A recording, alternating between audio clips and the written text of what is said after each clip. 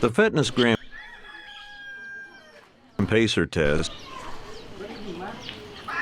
is a multi-stage aerobic capacity test that progressively gets more difficult as it continues.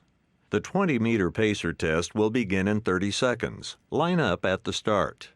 The running speed starts slowly but gets faster each minute after you hear this signal. A single lap should be completed each time you hear this sound.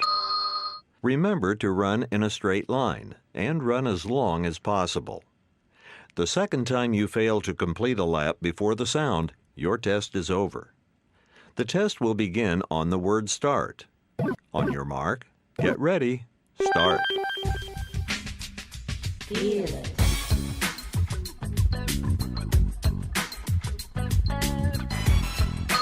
1,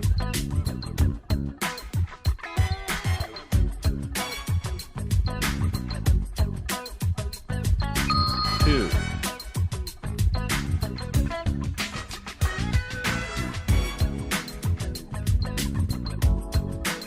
3,